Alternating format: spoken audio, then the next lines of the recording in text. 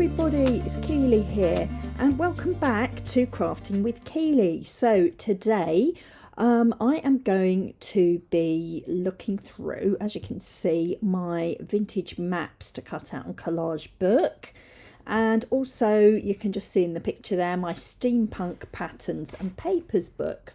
Reason being that I'm going to use these books to create a frontispiece, I think it's called, inside my brand new Steampunk Journal, art journal, I suppose you could call it, or a glue, I don't know, junk journal.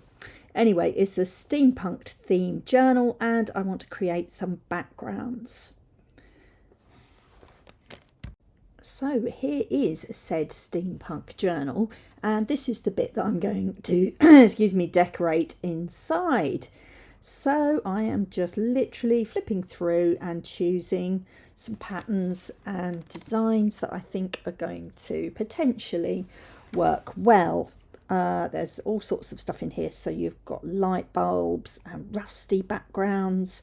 Loving those cogs there. I do use them quite a bit, as you will see if you keep watching. So yeah, all sorts of grunge and lovely sort of industrial rusty plumbing pipes and kind of, I don't know, things that look like the side of an oil tanker or something in an industrial complex somewhere. So, I cut two bits out by mistake there, but lots of nice cogs and some nice, really distressed, battered leather in here as well. So, yeah, lots of machinery. If you love steampunk, honestly, this book will give you so many different options. There's some button back velvet in there as well, like a velvet sofa or armchair. And yeah, as you can see, there's all kinds of goodies here which you can use for your backgrounds, or you could make little tucks or pockets, things like that, in a junk journal. So one of the things I love about steampunk is these gorgeous colours. So I've always loved rusty browns and those kinds of colours, coffee colours, metallic colours, but also you've got all that lovely turquoise as well coming in there, this sort of rusty coppery thing that goes on. Sometimes you see it on the roofs of old buildings. Anyway, speaking of old buildings, you can see there's a beautiful street plan there of a city somewhere. Very old map. So yeah, this book is really just a backgrounds book, and I just sort of chopped and changed some old maps there, more the ones that had got the fancy illustrations and patterns. Some of them are in there for the colours, some of them are in there just because I loved them. But as you can see, this old map here, that piece has got beautiful old writing on it describing the map and some little illustrations, which always makes it fun. And of course the sea colour on maps is that gorgeous turquoise colour again.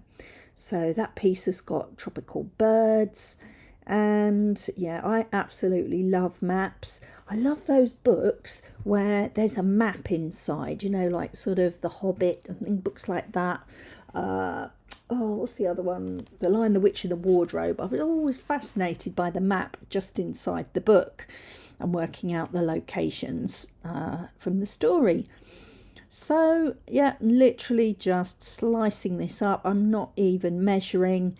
When I tried measuring my squares to make everything fit perfectly, it didn't really work. The measurements were right off, and I just went for a much more loose arrangement with my rectangles and squares. So I'm going for that again here, really, and just sort of prepping up all of my bits and bobs and making sure I've got a lovely colour scheme as well. And yeah, I didn't use all of the things that I cut up, but I will obviously make use of them inside this whole junk journal book, because I'm going to need lots and lots of different papers. So because this page is going to be page 3 of Kerry the Crafter's Mixed Media March 2025 challenge, I'll be adding the hashtag on there, so hopefully Everybody's taking part in that challenge will be able to find each other's work. So I'm including this as a piece of art for that challenge, and I'm including some of this gorgeous jelly print, green and metallic jelly print that I made, because it's got a lovely shine to it. It's just got shouts steampunk to me, and I love it, and I want to be able to see it and enjoy that gorgeous print every time I open this book, along with other favourites like the maps and the gears and all those pretty map illustrations. So I wanted something really juicy in the front page that I was just going to love. So as you can tell, I do have a bit of a thing about steampunk, and yeah, I've started a couple of TikTok accounts actually to help promote my books and my crafts and my videos. And if you go over to TikTok, you will find Steampunk Keely is one of my accounts, and I'm trying to make that one more this kind of aesthetic, and not to mix things up too much, but keep that one as a separate account and with a bit more of a theme of the steampunk. So far I have about 266 followers on that TikTok account, and I've included my steampunk cats and dogs cut out collage book, and lots of the super cute animals there in their steampunk costumes. And I've also put my more general steampunk book and this patterns and papers book as well.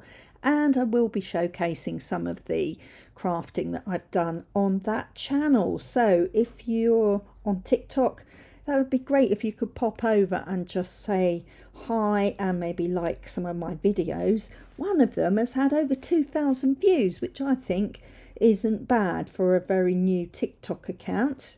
But yeah, anyway, TikTok's a whole different ball game, isn't it? I find it melts my mind somewhat. And yeah, after I've spent about an hour on TikTok, I really need to go and shut my eyes and lie in a dark room. Anyway, I hope to see you over there on my Steampunk Keely TikTok page.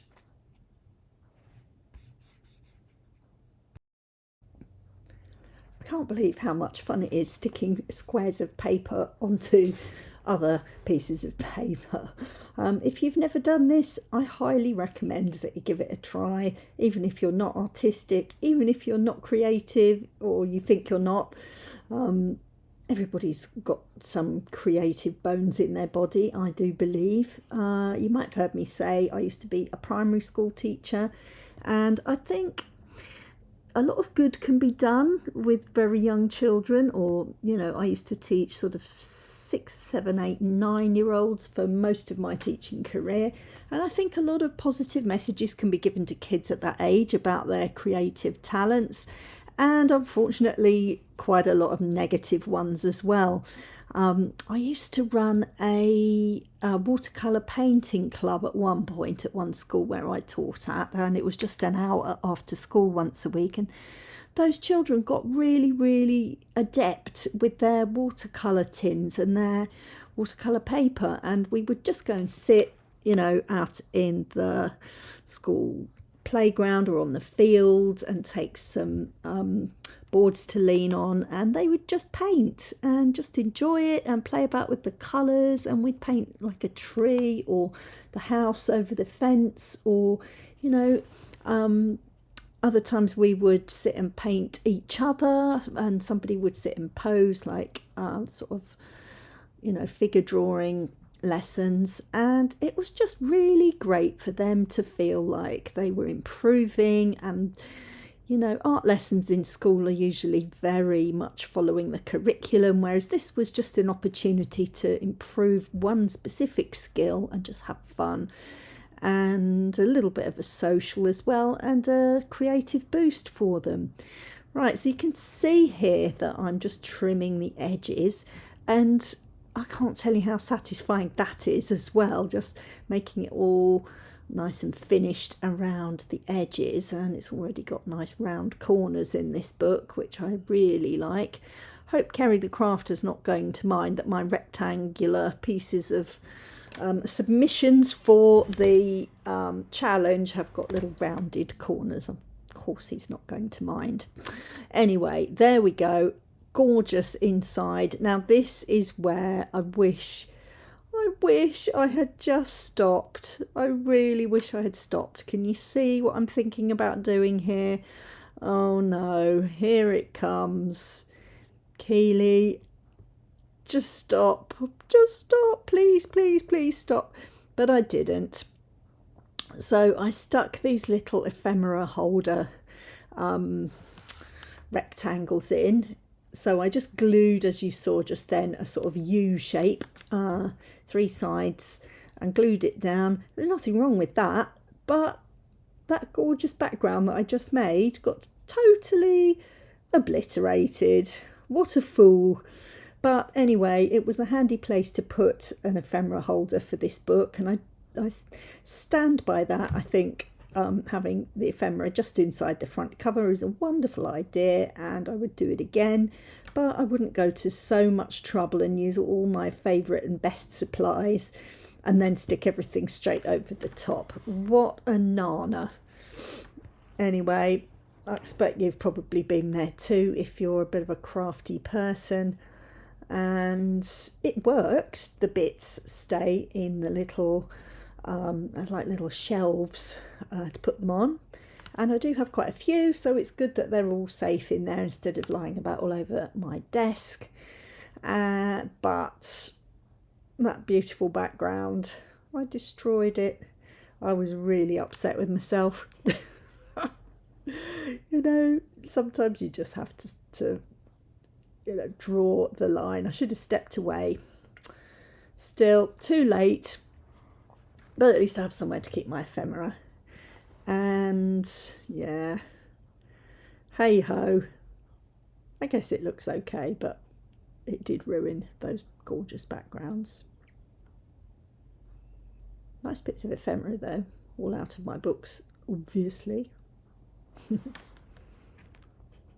So because this is meant to be an actual piece of artwork, even though I'm not very happy with it, I'm still going to stick a number 3 on it because it's my number 3 day for #Mixed Media March 25, which is Kerry the Crafter's challenge. Well, it certainly was a challenge today.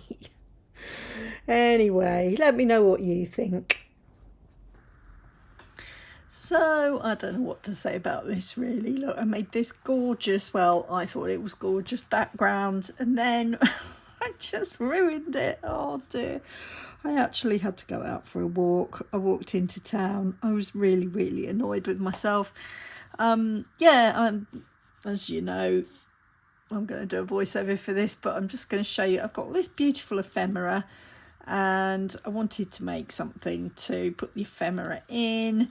And part of my brain just thought, oh, I know, I'll put it inside the cover of my book and then I know where to find it. Yeah, good idea in theory, Keely, but I've just totally trashed what I really liked as a sort of background, masterboardy kind of thing, and now you can't even see it. So even if I take these back out, it's still a bit of a mess, and you can't actually see the steampunk ephemera very well because there's so much steampunk colour scheme already going on. But I don't know, maybe I'll make another ephemera holder part inside the book. But anyway, to cheer myself up, this book obviously has a back cover as well, so I've decided to use up use up the last few bits of my gorgeous jelly print and these wonderful maps from my maps book and the pretty metallic rusty steampunk patterns, and the cogs I just about had enough. I was literally just slicing little bits that were left over like this. There's almost nothing left. But anyway, I just about had enough, and you can see there's a little bit of a white line down there. I don't want this book to be so thick it doesn't close, so I'm just being a bit mindful of that. Yeah, so I'm happy again now. I suppose I could call that one piece number 4, couldn't I? But I'm not going to. That's cheating. Anyway, I don't think I'm going to add any ephemera to this. I think it's just lovely as it is. And what I could do... No, stop. So I'm going to try and learn my lesson. Have you ever gone overboard with a project and totally destroyed and ruined it? It's not the first time I've done it, actually. Yeah, you might have heard me mention this before. At art college, I spent the entire day sitting on this wooden sort of bench thing, drawing a chicken skeleton. And you can perhaps tell from my books and my crafting that I do like detail.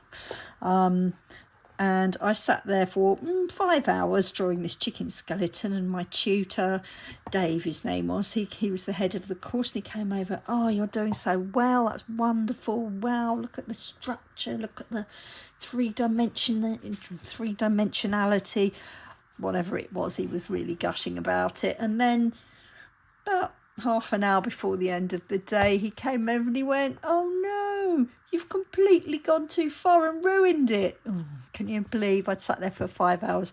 Maybe, Dave, you should have come over a little bit sooner and just gone, whoa, stop. But anyway, that was a lesson I had to learn the hard way, and I'm still clearly having to learn that lesson. But I'm happy with this. I'm loving that green. I used to have a little velvet hair ribbon like that when I was a little girl. It was that colour, that sort of green and gold. You can't really tell which colour it is between green and gold. I've loved that colour ever since, because my little velvet hair ribbon was that colour back in the 70s. Anyway, right, I am going to stop now and think about what else I'm going to put in my gorgeous steampunk book. Oh yeah, I have done the back cover. I was just thinking I haven't done the back cover yet, but actually I have. I've just got the spine left to do something with, but I'm not going to rush with that. I think we'll just take our time, Keely. Anyway, guys, thank you for joining me. It's been a blast as ever, and if you haven't liked and subscribed to my channel, I would love that. That would be just great. And thank you to everybody who always comments and supports me. And yeah, anyway, right, I'm going toodaloo. Bye.